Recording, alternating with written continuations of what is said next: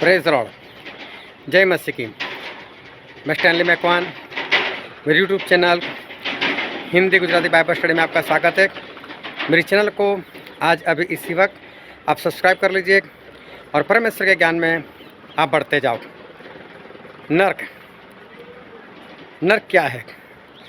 नर्क ऐसी भयानक जगह है कि जहाँ पर जाने के बारे में हम सोच भी नहीं सकते। और नर्क बनाया है परमेश्वर प्रभु यीशु ने। लेकिन परमेश्वर दयालु है, कृपालु है और वो तो सबसे प्रेम करते हैं। तो उन्होंने नर्क क्यों बनाया? और अगर नर्क बनाया तो इतना भयानक क्यों बनाया? इसके पीछे क्या राज है? क्या सही में परमेश्वर लोगों को नर्क में डाल सकते हैं? वो जानने के लिए मेरे साथ इस वीडियो में अंत तक बने रहो। परमेश्वर दयालु है और परमेश्वर कृपालु है। परमेश्वर प्रेमी भी है, वो सभी से प्रेम करते हैं और उन्होंने अपने बैरियों से भी प्रेम करना सिखाया है।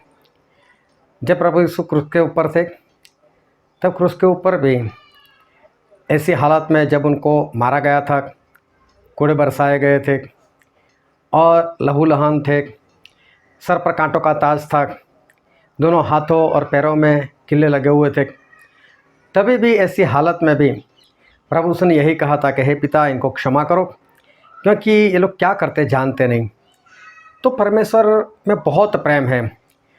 और यूहन्ना 3:16 पढ़ते हैं, क्योंकि परमेश्वर ने जगत से ऐसा प्रेम रखा कि उसने अपना इकलौता पुत्र दे दिया, ताकि जो कोई उस पर विश्वास करे वह नष्ट ना हो परंतु अनंत जीवन पाए।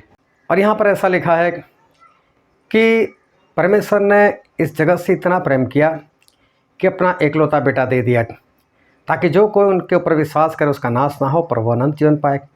तो देखो, उन्होंने तो अपनी जान इसीलिए दी ताकि हम सारे बचाए जाए।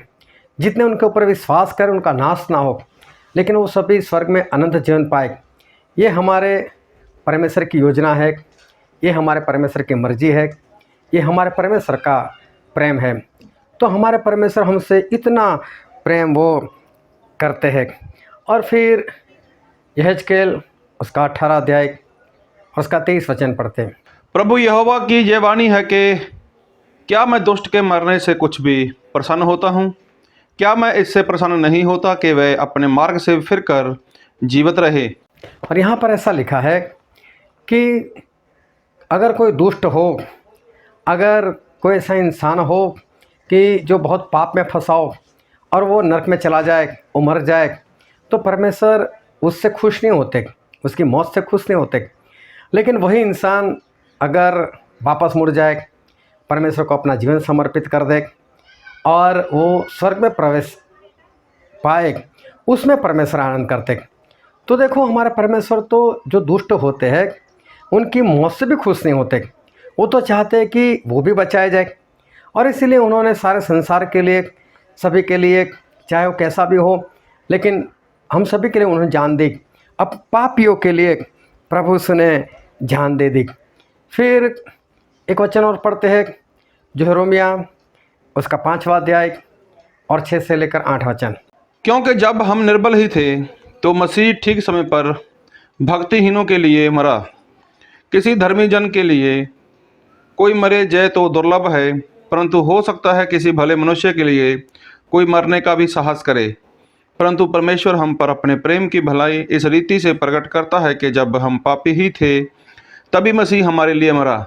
और यहाँ पर भी लिखा है कि परमेश्वर ने सही वक्त पर हमारे लिए जान दी। और लिखा है कि अगर कोई इंसान अच्छा हो, धर्मी हो, तो उसके लिए तो हो सकता है कोई जान दे, लेकिन अधर्मी के लिए, कुधर्मी के लिए कौन जान दे? लेकिन देखो, हमारे परमेश्वर कुधर्मी से, अधर्मी से, पापियों से कितना प्रेम करते हैं कि उन्होंने ऐसे लोगों के लिए जान दी जो सही नहीं है। ऐसे लोगों के लिए हमारे परमेश्वर ने जान दी। एक बार फरीसी लोग, याजक लोग एक ऐसी स्त्री को लेकर प्रभु से के पास आए जो व्यभिचार करते हुए पकड़ी गई थी। और मूसा की व्यवस्था में लिखा हुआ था कि अगर ऐसी कोई स्त्री पकड़ी जाए तो उसको पत्थर मार मार कर मार दी जाए। और इन लोगों ने प्रभु से यही कहा कि यीशु, मूसा ने इसके बारे में ऐसा लिखा है, ऐसी स्त्रियों के बारे में, कि ऐसी व्यभिचार में पकड़ी गई स्त्री को पत्थर मार मार कर मार दिया जाए। तो तू क्या कहता है? तो देखो प्रभु से तो उसको बचाना चाहते थे, उनको तो उस लड़की के ऊपर प्रेम था, तो उन्होंने बीच का रास्ता निकाला। उन्होंने ऐसा नहीं कहा कि मूसा ने चाहे जो भी कहा लेकिन हम क्षमा करते, क्योंकि उनको मालूम था अगर ऐसा कहूँगा तो ये लोग मेरे ऊपर भी आ पड़ेंगे। तो प्रभु से ने एक रास्ता निकाला, बोला आप में से जिन लोगों ने पाप ना किया हो वो पत्थर मारे। और सभी लोग वहाँ से चले गए क्योंकि सभी लोगों ने पाप किया था। तो प्रभु से देखो स्त्री को बचाना चाहते थे, और स्त्री कैसी थी? व्यभिचार में पकड़ी गई स्त्री। फिर भी देखो प्रभु का प्यार उसकी ओर कितना था, वो तो उससे भी प्यार करते। जक्कई एक ऐसा इंसान था जो चुंगी लेने वाला था, और चुंगी लेने वाले क्या करते थे? लोगों से ज़बरदस्ती से टैक्स वसूल करते थे, अपना घर भरते थे, धनवान हो जाते थे।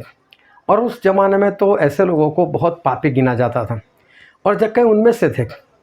और देखो प्रभु से ने सामने से बोला कि जक्कई आज मैं तेरे घर आना चाहता हूँ। और प्रभु से उसके घर चले गए, और उसके घर जाकर उसके साथ बात की। वहाँ पर कौन सा वचन दिया, कैसे वचन दिया, क्या प्रचार किया, कुछ नहीं मालूम। लेकिन वो जो जक्कई था उन्होंने पश्चाताप किया, अपना मन फिराया और प्रभु से को जीवन समर्पित कर दिया। अपनी संपत्ति आधी जो थी वो तो गरीबों में बांट दी, और बाकी जो बचा तो बोला कि जिनके पास मैंने ज़बरदस्ती लिया होगा उसको 4 गुना लौटा दूंगा। तो देखो जक्कई ने ये काम किया, और जक्कई ने इस बातों से अपना जीवन बचा लिया।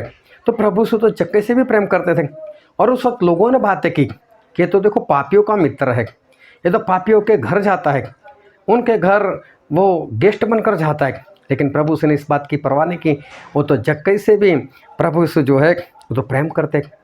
पुराने नियम देखो तो राहाब वो तो वेश्या थी और यरीहो में रहती थी, लेकिन देखो प्रभु से ने उसको भी बचा लिया। इतना ही नहीं, उसी के कुल में प्रभु से ने जन्म भी लिया। जब प्रभु से के कुल की बात करते हैं तो राहाब वेश्या का नाम आता है, लेकिन परमेश्वर का प्रेम है कि वो ऐसी स्त्रियों से भी वो प्रेम करते हैं। और फिर एक वचन पढ़ते हैं यूहन्ना उसका 3रा अध्याय और उसका 17वां वचन। परमेश्वर ने अपने पुत्र को जगत में इसलिए नहीं भेजा कि वह जगत पर दंड की आज्ञा दे, परंतु इसलिए कि जगत उसके द्वारा उद्धार पाए। और वहाँ पर भी ऐसा लिखा है कि प्रभु से कहते मैं न्याय करने के लिए नहीं आया, मैं तो लोगों का उद्धार करने के लिए आया। वह प्रभु से न्याय करने के लिए, दंड देने के लिए नहीं आए थे, वो तो लोगों का उद्धार करने के लिए, लोगों को मुक्ति देने के लिए प्रभु से जो है वो तो आए थे। अगर ये सारी बातें सच है, अगर हमारे परमेश्वर सच में पापियों से इतना प्रेम करते हैं, अगर पापियों के लिए उन्होंने जान भी दी है, अपना लहू भी बहाया है, तो सवाल ये है कि ऐसे प्रेमी परमेश्वर, ऐसे दयालु परमेश्वर, ऐसे कृपालु परमेश्वर उन्होंने नरक क्यों बनाया? फिर अगर इतने महान, इतने पवित्र और इतने दयालु कृपालु प्रेमी परमेश्वर, तो उन्होंने नरक क्यों बनाया? जो नरक तो बनाया, लेकिन नरक को इतना भयानक क्यों बनाया? परमेश्वर ने नरक जो है इतना भयानक क्यों बनाया? चलो क्यों नरक बनाया वो देखते हैं बाद में, लेकिन इतना भयानक क्यों बनाया? कैसा भयानक है? और एक वचन पढ़ते हैं मरकुस उसका 9वां अध्याय उसका 43 वचन। यदि तेरा हाथ तुझे ठोकर खिलाए तो उसे काट डाल, टुंडा होकर जीवन में प्रवेश करना तेरे लिए इससे भला है कि 2 हाथ रहते हुए नरक की आग में डाला जाए जो कभी बुझने की नहीं। और देखो यहाँ पर ऐसा लिखा है कि ये जो आग है, नरक की आग है, वो कभी बुझने वाली नहीं। इसका मतलब यह कभी नहीं बुझेगी। इतनी भयानक सी आग है कि कभी भी ना कम होगी, कभी भी ये बुझेगी नहीं, लगातार जलती रहेगी। और इंसान इसमें जो भी उसको दुख है वो दुख उठाना ही पड़ेगा, इससे कभी भी उसको आज़ादी नहीं मिलेगी। इतना ही नहीं, और आगे वचन पढ़ते हैं मरकुस 9 उसका 48 वचन। जहाँ उनका कीड़ा नहीं मरता और आग नहीं बुझती। और यहाँ पर भी लिखा है कि नरक में कीड़े भी है। अभी देखो ये कीड़े कैसे बनाए होंगे, उसको आग कुछ नहीं कर पा रही, वो आग में बिंदास जिंदा है। लेकिन यहाँ पर लिखा है उसके नाम का कीड़ा, मतलब जो भी नरक में जाएगा ना उसका एक स्पेशल कीड़ा बनाया जाएगा, और वो स्पेशल कीड़ा जो है वो उसको लगातार काटते रहेगा, लगातार उसको डंक मारता रहेगा, मालूम नहीं किस तरह से वो परेशान करता रहेगा, लेकिन वो मरेगा नहीं और इसको जीने भी नहीं देगा। कितनी बड़ी पीड़ा, कितना भयानक सा नरक जो है वो परमेश्वर ने वो बनाया है। ना ये आग बुझेगी, ना ये कीड़ा जो है वो कभी मरेगा। क्यों परमेश्वर ने इतना भयानक सा नरक बनाया? तो इसलिए बनाया क्योंकि आगे लिखा है, एक वचन पढ़ते हैं, मत्ती उसका 25वां अध्याय और उसका 41 वचन। तब वह बाईं ओर वालों से कहेगा, हे साफित लोगों, मेरे सामने से उस अनंत आग में चले जाओ जो शैतान और उसके दूतों के लिए तैयार की गई है। तो यहाँ पर लिखा है कि परमेश्वर ने नरक जो है वो इंसान के लिए नहीं बनाया, लेकिन परमेश्वर ने जो नरक बनाया है वो तो शैतान के लिए, और शैतान के जो दूत मतलब जो भूत प्रेत है उनके लिए परमेश्वर ने इस नरक को बनाया। तो इसलिए ये नरक जो है इतना भयानक है। लेकिन अगर परमेश्वर ने ये शैतान और उसके दूतों के लिए बनाया है, तो फिर जो इंसान है, क्या इंसान को परमेश्वर उस नरक में डालेंगे? क्या परमेश्वर सही में इंसानों को नरक में डाल देंगे? क्या परमेश्वर चाहते हैं कि मैं इंसानों को नरक में डाल दूँ? क्या परमेश्वर में दया नहीं? क्या परमेश्वर जिन्होंने हमारे लिए जान दी, तो क्या उनके अंदर ये प्रेम नहीं? चलो ये बात देखते हैं कि परमेश्वर में कितना प्रेम है, या तो वो क्यों लोगों को नरक में डाल देंगे। लेकिन उससे पहले ये समझने का प्रयत्न करते हैं कि परमेश्वर जो है उन्होंने जो नरक बनाया, उस नरक में जाएंगे कैसे लोग? कैसे लोग होंगे जो नरक में जाएंगे? तो एक वचन पढ़ते हैं, प्रकाशित वाक्य उसका 3रा अध्याय और उसका 20 वचन। देख, मैं द्वार पर खड़ा हुआ खटखटाता हूँ। यदि कोई मेरा शब्द सुनकर द्वार खोलेगा तो मैं उसके पास भीतर आकर उसके साथ भोजन करूँगा और वह मेरे साथ। और यहाँ पर जो लिखा है उसके अनुसार परमेश्वर का वचन ऐसा कहता है कि प्रभु यीशु वो दरवाजे पर आकर खटखटा रहे। अभी देखो ये कौन सा दरवाज़ा है? जब प्रभु यीशु मरकर ज़िंदा हो गए थे तो चेले जिस कमरे में दरवाज़ा बंद कर कर बैठे थे, प्रभु यीशु उसमें अचानक से आ गए। और एक बार ऐसा नहीं हुआ, एक से ज़्यादा बार हुआ। बंद दरवाज़ा प्रभु यीशु को रोक नहीं सकता। तो ये कौन सा दरवाज़ा है जो प्रभु यीशु खटखटा रहे? अगर कमरे का दरवाज़ा बंद हो तो प्रभु यीशु अंदर आसानी से आ जाएंगे, लेकिन ये दिल का दरवाज़ा है।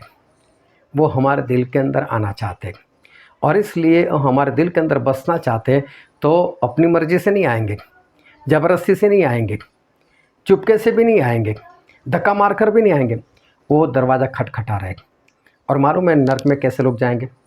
जो प्रभु यीशु बार बार दरवाज़ा खटखटा रहे हैं, लेकिन जो लोग दरवाज़ा नहीं खोलते, ऐसे लोग नरक में जाएंगे। क्यों? क्योंकि वो नहीं चाहते कि प्रभु यीशु मेरे साथ आए, प्रभु यीशु मेरे साथ आकर मेरी संगति करे, मेरे साथ खाए। तो प्रभु यीशु ने कहा जो दरवाज़ा खोलेगा उसके साथ मैं खाना खाऊंगा। तो जो लोग नहीं चाहते कि प्रभु यीशु मेरे साथ रहे और मेरे साथ खाना खाए, इसलिए वो नहीं चाहते, इसलिए परमेश्वर उनको नरक में डाल देंगे। फिर एक वचन पढ़ते हैं जो यूहन्ना उसका 3रा अध्याय और उसका 18 वचन। जो उस पर विश्वास करता है उस पर दंड की आज्ञा नहीं होती, परंतु जो उस पर विश्वास नहीं करता वह दोषी ठहर चुका, इसलिए कि उसने परमेश्वर के इकलौते पुत्र के नाम पर विश्वास नहीं किया। तो यहाँ पर ऐसा लिखा है कि जो प्रभु यीशु के ऊपर विश्वास नहीं करता वो दोषी ठहर चुका है। इसका मतलब ये है कि ये तो प्रभु यीशु के अस्तित्व को ही ग्रहण नहीं कर रहा है। वो तो विश्वास ही नहीं कर रहा कि यीशु नाम की कोई चीज़ है, यीशु नाम के कोई परमेश्वर है। वो तो मानता ही नहीं, विश्वास ही नहीं कर रहा है। जब वो मानता ही नहीं यीशु है, तो फिर प्रभु यीशु उसको कैसे स्वर्ग में लेगा? जबकि वो तो खुद बोल रहा है कि यीशु है ही नहीं, विश्वास ही नहीं है उसको। जब प्रभु यीशु की उपस्थिति के ऊपर ही विश्वास नहीं, तो फिर ऐसे लोग जो है वो प्रभु यीशु की उपस्थिति को मानते नहीं, इसलिए वो लोग नरक में डाल दिए जाएंगे। फिर लूका में लिखा है उसका 19वां अध्याय और उसका 27 वचन। परंतु मेरे उन बैरियों को जो नहीं चाहते थे कि मैं उन पर राज्य करूं, उनको जहां लाकर मेरे सामने घात करो। यहाँ पर प्रभु यीशु ने एक दृष्टांत दिया था कि एक व्यापारी था, उसने सभी को सोने की मोहर दी और बोला कि जाओ जाकर व्यापार करो। तो एक ने 1 से 10 मोहर बना ली, एक ने 5 मोहर बना ली, लेकिन एक ने मोहर को दफन कर कर रखा। और उसने बोला कि तू तो बहुत कठोर इंसान है, तू ऐसा है वैसा है, इसलिए मैंने तेरी जो मोहर है छुपा कर रखी थी, ले तेरी मोहर पकड़। इसका मतलब ये हुआ कि ये इंसान नहीं चाहता था कि परमेश्वर उसके ऊपर राज करे, उसका कहा हुआ करना नहीं चाहता था। और इसलिए प्रभु कहते हैं कि जो लोग चाहते ही नहीं कि यीशु उनके ऊपर राज करे, तो यीशु का राज तो सभी जगह पर है। तो इसलिए जो नहीं चाहते कि यीशु मसीह उनके ऊपर राज करे, इस कारण वो लोग नरक में जाएंगे। फिर एक वचन और पढ़ते हैं जो है मरकुस उसका 5वां अध्याय और उसका 17वां वचन। तब वे उससे विनती करके कहने लगे कि हमारी सीमा से चला जा। यहाँ पर एक घटना हुई थी कि प्रभु यीशु झील के उस किनारे पर गए, तो वहाँ पर जो जगह थी वहाँ पर एक इंसान था। उस इंसान के अंदर बहुत सारी दुष्ट आत्माएँ थीं। बाइबल में लिखने के अनुसार उसके अंदर सेना थी और वो अकेला रहता था। उसको उसके परिवार वालों ने कई बार बांधना चाहा सांकलों से, बेड़ियों से, लेकिन वो सांकल बेड़ी सब तोड़ देता था, भाग जाता था, कब्रों में रहता था, पत्थरों में रहता था, अपने आप को ही मारता था, लहूलुहान हो जाता था और लोग उस जगह पर जाने से भी डरते थे। तो क्या हुआ कि प्रभु से वहाँ पर गए और वो जो दुष्ट आत्माएँ थी उन सभी लोगों को निकाला। लेकिन दुष्ट आत्मा ने ऐसा चाहा कि वहाँ पर कुछ लोग दूर एक जगह पर वो लोग सूअर चरा रहे थे, तो उन्होंने चाहा कि ये सूअर के अंदर हम घुस जाए। तो प्रभु से अनुमति दी, जाओ सूअरों के अंदर घुस जाओ। और सारे सूअर जो है उसके अंदर दुष्ट आत्मा आ गई और सारे सूअर समुद्र में गिर पड़े और मर गए। तो उनके चराने वाले जो थे उन्होंने बड़ा चमत्कार देखा कि यीशु मसीह ने इस इंसान को जिसके अंदर सेना थी उसको आज़ाद कर दिया, उसको कपड़े पहने हुए देखा, होश में आते हुए देखा। तो इन लोगों को खुश हो जाना चाहे था क्योंकि वो इंसान उन्हीं के साथ रहने वालों में से था, उनको खुश होना चाहे था। लेकिन उन्होंने क्या बोला, ए यीशु यहाँ से चला जा, हमारे सिवानों से चला जा, हमारे पास मत आ। इन लोगों ने प्रभु यीशु की उपस्थिति नहीं चाहिए, उनकी संगति नहीं चाहिए। तो जितने लोग प्रभु यीशु की संगति नहीं चाहते, वो संगति नहीं चाहने के कारण वो लोग नरक में चले जाएंगे। फिर एक वचन पढ़ते हैं जो है इब्रानी उसका 10वां अध्याय और उसका 25वां वचन। और एक दूसरे के साथ इकट्ठा होना ना छोड़ें, जैसे कि कितनों की रीति है, पर एक दूसरे को समझाते रहें, और ज्यों-ज्यों उस दिन को निकट आते देखो त्यों और भी अधिक जय किया करो। और यहाँ पर लिखा है कि जैसे जैसे प्रभु यीशु का वापसी का आने का दिन जैसे जैसे निकट आता है, पास में आता है, वैसे वैसे तुम संगत ज़्यादा किया करो, संगति में ज़्यादा रहो, इकट्ठा हो। मतलब प्रभु चाहते हैं कि जब हम 2 या 3 हम इकट्ठा होते एक मन होकर, तब परमेश्वर की उपस्थिति हमारे बीच में आती। तो परमेश्वर चाहते हैं कि हम ऐसे इकट्ठा हो और परमेश्वर की उपस्थिति हमारे बीच में आए। लेकिन जो लोग संगति में नहीं जाना चाहते, चर्च में नहीं जाना चाहते, इकट्ठा नहीं रहना चाहते, वो क्या बोलते हैं मालूम, कि वो ऐसा कहना चाहते कि प्रभु से हमको आपकी उपस्थिति नहीं चाहिए। तो इनको प्रभु से की उपस्थिति नहीं चाहिए, इसलिए ये लोग नरक में चले जाएंगे। तो जो लोग प्रभु से की उपस्थिति नहीं चाहते वो लोग नरक में चले जाएंगे। तो ऐसे लोग नरक में जाएंगे जो प्रभु यीशु की उपस्थिति नहीं चाहते, जो प्रभु यीशु की संगति नहीं चाहते, जो प्रभु यीशु की हजूरी नहीं चाहते, जो प्रभु यीशु की उपस्थिति को मानते ही नहीं, विश्वास ही नहीं करते। ऐसे लोग जो है वो नरक में चले जाएंगे।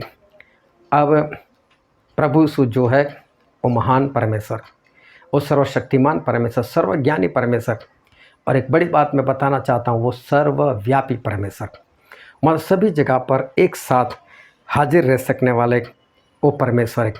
ऐसी कोई जगह नहीं कि जहाँ पर प्रभु यीशु की उपस्थिति नहीं, वो सभी जगह पर है। दाऊद राजा ने कहा भजन संहिता 139 में कि प्रभु मैं आपकी उपस्थिति से कहाँ भाग जाऊँ, अगर मैं कब्र में चला जाऊँ तो वहाँ पर आप हो, अगर मैं आसमान में हूँ चला जाऊँ तो वहाँ पर भी आप हो, अगर मैं अपने आप को अंधेरे में छुपा लूँ तो बोला अंधेरा भी मुझसे आपसे नहीं छुपा सकता। मतलब दाऊद राजा ये कहना चाहते हैं कि प्रभु यीशु आप तो सभी जगह पर हो, ऐसी कोई जगह ही नहीं कि जहाँ पर आप नहीं हो। हमारे परमेश्वर वो सभी जगह पर हाजिर है। लेकिन कई लोग ऐसे थे जो प्रभु यीशु की उपस्थिति के ऊपर विश्वास नहीं करते। कई लोग ऐसे हैं कि उनकी उपस्थिति चाहते नहीं, उनकी संगति चाहते नहीं, उनकी हजूरी चाहते नहीं है। वो अपना दरवाज़ा, दिल का दरवाज़ा प्रभु यीशु के लिए खोलना नहीं चाहते, उनकी संगति नहीं चाहते। अभी सोचो इन लोगों को कहाँ रखा जाए, क्योंकि प्रभु यीशु तो उनके साथ रहना चाहते, लेकिन ये लोग प्रभु यीशु के साथ रहना नहीं चाहते। और प्रभु यीशु सभी जगह पर है। तो इसलिए प्रभु यीशु को एक ऐसी जगह बनानी पड़ी कि जहाँ पर उनकी उपस्थिति ना हो इन लोगों के कारण, क्योंकि ये नहीं चाहते कि प्रभु यीशु हमारे साथ रहे। इसलिए प्रभु यीशु को एक ऐसी जगह बनानी पड़ी कि जहाँ पर उनकी खुद की उपस्थिति ना हो। इसलिए उन्होंने नरक बनाया, और नरक जो है वो भयानक बनाया, उसमें कीड़े रखे, क्योंकि ऐसी जगह हो तो ही प्रभु यीशु वहाँ पर रह नहीं सकते। प्रभु वहाँ पर नहीं रहेंगे ऐसी श्रापित जगह पर। और इसलिए प्रभु यीशु ने न चाहने के बाद भी उनको नरक जो है और नरक बनाना पड़ा। और जो लोग उपस्थिति प्रभु यीशु के नहीं चाहते, प्रभु यीशु की मर्जी ना होने पर भी उनको, ऐसे लोगों को उस जगह पर डालना पड़ेगा, नरक में डालना पड़ेगा, क्योंकि उन लोगों ने खुद चाहा कि प्रभु यीशु के साथ हम रहना नहीं चाहते। उन लोगों ने खुद चाहा कि हम दूर रहे प्रभु यीशु से। और इसलिए दूसरा थिस्सलुनीकी उसका पहला अध्याय उसका 9 वचन पढ़ते, वह प्रभु के सामने से और उसकी शक्ति के तेज से दूर होकर अनंत विनाश का दंड पाएंगे। और देखो यहाँ पर ऐसा लिखा है, इनको वो दंड मिलेगा प्रभु यीशु से दूर रहने का। क्यों? क्योंकि वो यही चाहते थे, वो यही चाहते थे कि हम प्रभु यीशु के साथ ना रहे। अगर आज आप परमेश्वर के साथ रहने के लिए तैयार नहीं, अगर आज प्रभु यीशु की संगति आप नहीं चाहते, अगर आज प्रभु यीशु के लिए अपना दिल का दरवाज़ा आप खोलना नहीं चाहते, तो मालूम है आपके लिए एक ही जगह है, और वो है नरक। और अगर आप नरक नहीं जाना चाहते, आप स्वर्ग में जाना चाहते हो, तो परमेश्वर की उपस्थिति को चाहो। उत्पत्ति में लिखा है इसका 5वां अध्याय और उसका 22 वचन, मथुसेलह के जन्म के पश्चात हनोक 300 वर्ष तक परमेश्वर के साथ साथ चलता रहा और उसके और भी बेटे बेटियां उत्पन्न हुए। इस प्रकार हनोक की कुल आयु 365 वर्ष की हुई। हनोक परमेश्वर के साथ साथ चलता था, फिर वह लोप हो गया क्योंकि परमेश्वर ने उसे उठा लिया। और यहाँ पर लिखा है कि हनोक वो 300 साल तक परमेश्वर के साथ साथ चलते रहे। इन्होंने परमेश्वर की उपस्थिति चाही, परमेश्वर के साथ रहना चाहा। तो क्या हुआ कि परमेश्वर ने उनको जिंदा ऊपर उठा लिया, अपने साथ उनको रखा। और फिर एक वचन और पढ़ते उत्पत्ति में उसका अध्याय 6 और वचन 9, नूह की वंशावली यह है कि नूह धर्मी पुरुष और अपने समय के लोगों में खरा था और नूह परमेश्वर ही के साथ साथ चलता रहा। और वहाँ पर लिखा है नूह के बारे में कि जो नूह है वो परमेश्वर के साथ साथ चलते थे, और परमेश्वर के साथ साथ चलने के कारण परमेश्वर ने उनके पास एक जहाज़ बनाने को कहा, और नूह ने जहाज़ बनाया। और नूह ने जहाज़ बनाया और प्रभु खुद उस जहाज़ के अंदर चले गए, क्योंकि दरवाज़ा परमेश्वर ने बंद किया था। और जिन लोगों ने परमेश्वर की उपस्थिति नहीं चाही थी, वो सारे लोग बाहर जल प्रलय में नाश हो गए। लेकिन नूह ने परमेश्वर की उपस्थिति चाही, तो देखो नूह बचाए गए और परमेश्वर के साथ रहे। अगर आज आप परमेश्वर की उपस्थिति नहीं चाहते, परमेश्वर की हजूरी नहीं चाहते, परमेश्वर की संगति नहीं चाहते, परमेश्वर के लोगों के साथ इकट्ठा होकर परमेश्वर को बुलाना नहीं चाहते, तो आप नरक में चले जाओगे। अगर नरक में जाना नहीं चाहते, तो बस एक काम करो, परमेश्वर की उपस्थिति को चाहो। यीशु मसीह है ऐसा विश्वास करो, विश्वासी लोगों के साथ इकट्ठा होकर परमेश्वर की उपस्थिति को बुलाओ, और वो आएंगे आपके पास, आपके साथ रहेंगे, और तभी आप स्वर्ग में जा पाओगे। लेकिन अगर आप परमेश्वर की उपस्थिति को नहीं चाहोगे, तो आप नरक में पक्का जाओगे, और नरक भयानक है। और इसलिए परमेश्वर की उपस्थिति चाहो, ताकि आप इस भयानक नरक से आप बचाए जाओ। ये नरक की भयानक आवाज़ है जो ओरिजिनल है। जो लोग उस नरक में गिर चुके हैं, देखो इनकी चीख पुकार। कल ऐसा ना हो कि आपकी भी चीख इनके साथ मिल जाए। सुनो ये चीख।